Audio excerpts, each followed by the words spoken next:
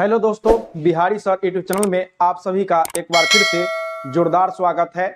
और आज हम लोग पढ़ने वाले हैं मगध के बारे में, ठीक है। और मगध के राजवंश के बारे में पढ़ने वाले हैं कि मगध का उत्कर्ष कैसे होता है, ठीक है, उसको समझने वाले हैं। ये आपके एग्जाम के दृष्टिकोण से बहुत ही महत्वपूर्ण है। यहाँ से हर बार एग्जाम में प्रश्न आते हैं, ठीक है। तो वीडियो को आप लोग अंत तक देखिएगा, तभी आप लोग को वीडियो समझ में आएगा, है ना, और एग्जाम में प्रश्न लड़ेंगे, ठीक है।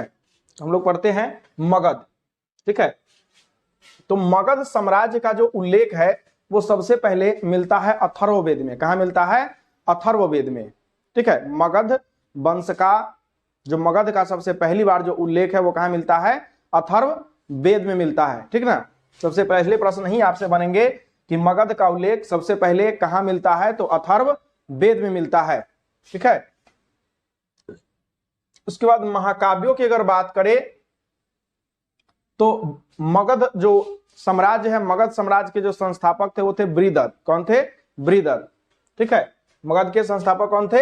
बृहदत्त थे, ठीक है। और बृहदत्त जो थे, इनके पिता का नाम था वसु।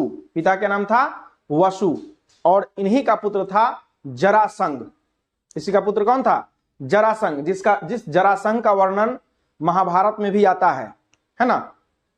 उसमें इसके बारे में कहानी आती है कि जो जरासंध था तो इसका जो जन्म जो है बहुत ही रहस्यमय तरीके से हुआ, ठीक है।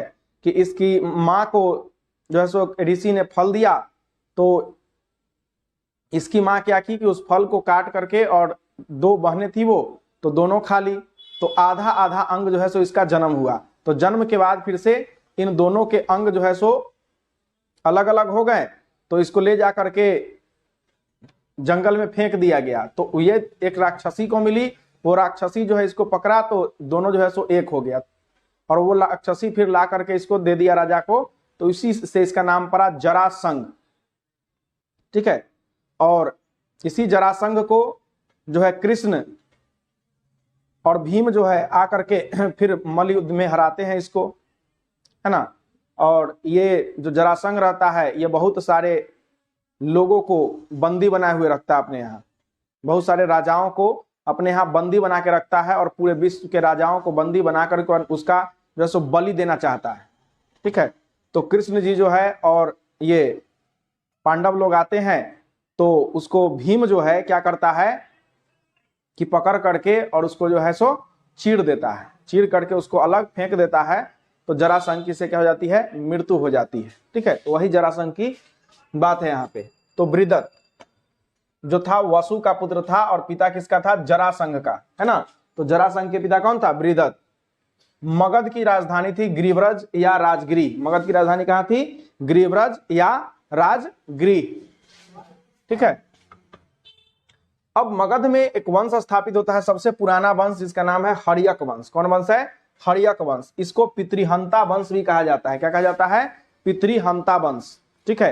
क्योंकि इसमें सब जो है राजा बना है अपने बाप को मार करके, है ना, इसलिए इसको पितृहंता वंश भी कहते हैं, ठीक है। हर्यक वंश के संस्थापक है बिंबिसार। कौन है? बिंबिसार। हर्यक वंश के संस्थापक बिंबिसार।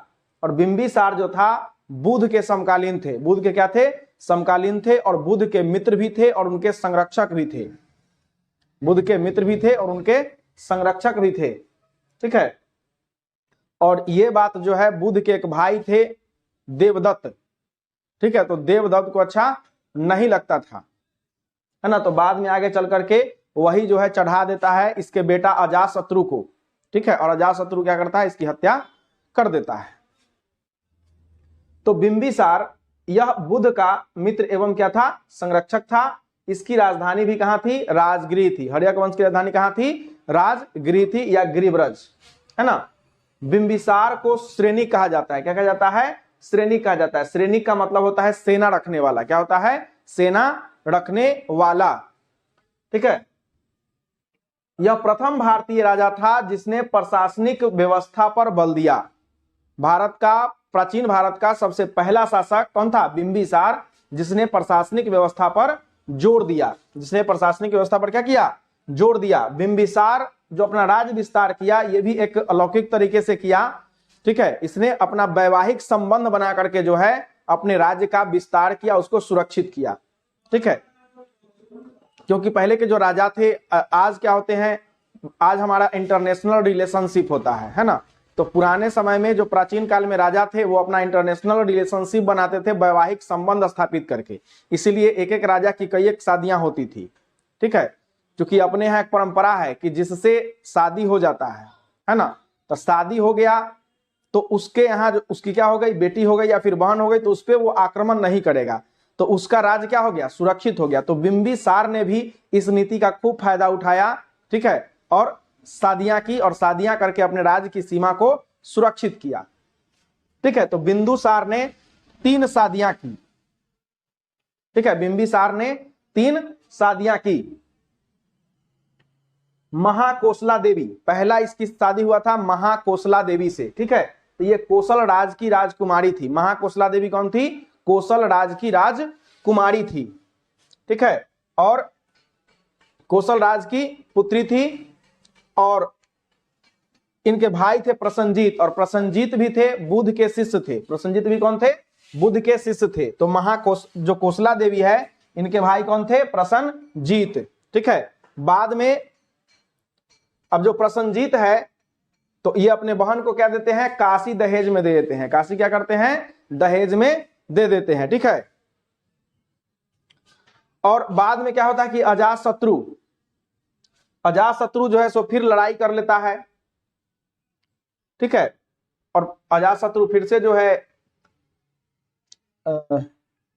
तो महाकोसला देवी है ना, तो महाकोसला देवी कोसल राज की पुत्री रहती है और प्रसन्नजीत की बहन रहती है। तो उसको जो है काशी मिलता है दहेज के रूप में। ठीक है, बाद में जब अजातशत्रु बिंबिसार की हत्या कर देता है तो प्रसन्नजीत जो है उससे काशी छीन लेता है। काशी क्या करता है, छीन लेता है। ठीक है, तो फिर से अजातशत्रु जो है प्रसन्नजीत की पुत्री से, ठीक है, प्रसन्नजीत की पुत्री से शादी कर लेता है, और उसके बाद फिर से जो है प्रसन्नजीत को हरा करके काशी फिर से जो है सो दोबारा छीन लेता है। ठीक ना, तो ये भी कहानी है जिसको हम लोग आगे पढ़ेंगे अच्छे से। उसके बाद चेलना, तो जो रानी चेलना थी, ये लिच्छवी गणराज्य के राजा चेटक की पुत्री थी। रानी चेलना कौन थी, लिच्छवी गणराज्य के राजा चेटक की पुत्री थी। ठीक है, और यही अजातशत्रु की कौन थी, मां थी। रानी चेलना कौन थी, अजातशत्रु की मां थी। ठीक है, और बताइएगा कि लिच्छवी गणराज्य से एक और महापुरुष का संबंध था।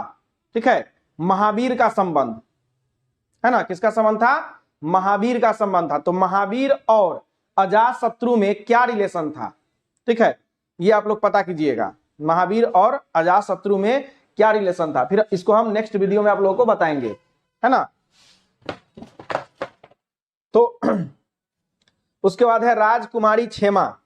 ठीक है, तो राजकुमारी क्षेमा जो थी मध्य देश अभी जो है उसमें पंजाब में पड़ता है। कहां पड़ता है, पंजाब में। ठीक है, यहां की रानी क्षेमा से इसने जो है सो शादी किया, और इन विवाह संबंध के आधार पर इसने जो है अपने साम्राज्य का विस्तार पश्चिमी और उत्तरी क्षेत्र में, ठीक है, पश्चिम और उत्तर क्षेत्र में इसने अपने साम्राज्य का जो है सो बहुत अधिक विस्तार किया, और इसने 52 साल तक शासन किया। कितने समय तक शासन किया, 52 साल तक इसने शासन किया।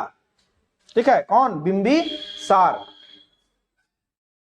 उसके बाद इसने अंग के शासक थे ब्रह्मदत्त, अंग के शासक ब्रह्मदत्त को हरा करके इसने अंग जो है छीन लिया। ये अंग कौन है भाई साहब, जानते हैं, ये अंग जो है ये वही अंग है जिसका राजा कौन था, कर्ण।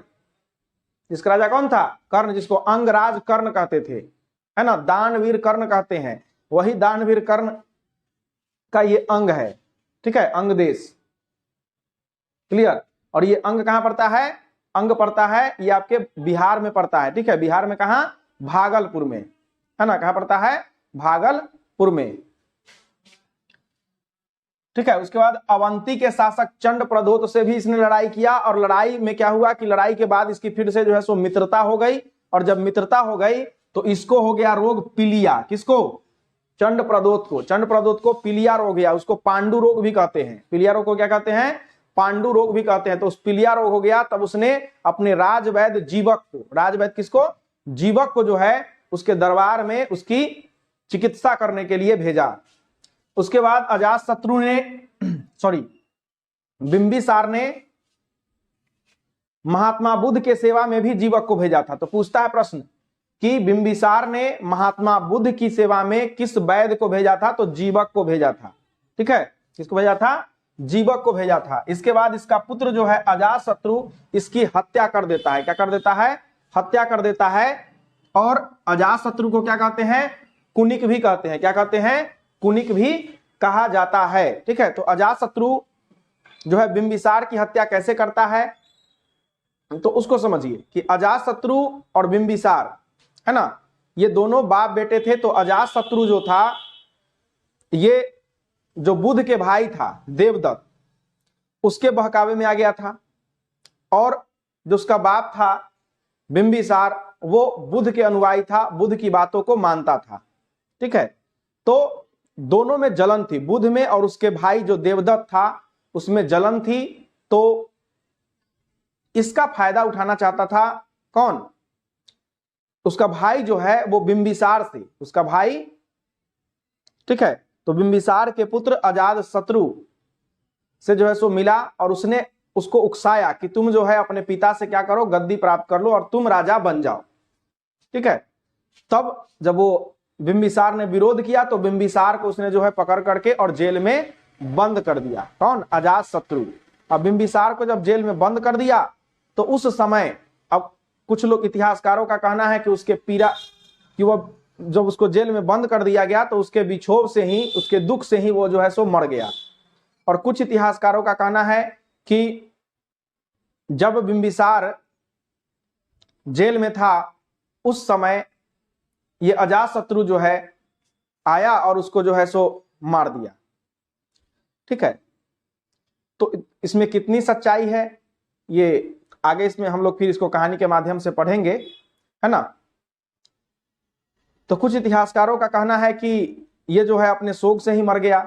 कुछ कहते हैं कि जो जैसे ही अजातशत्रु ने आया इसको देखने के लिए कि इसकी माँ, है ना, इसकी माँ ने, अजातशत्रु की माँ ने अजातशत्रु को बताया कि जब तुमको फोड़ा हो गया था तो तुम्हारे पिताजी जो है कितना तुम्हारे फोड़ा को लेकर के बेचैन थे और आज तुम उनको इतना तड़पा रहे हो।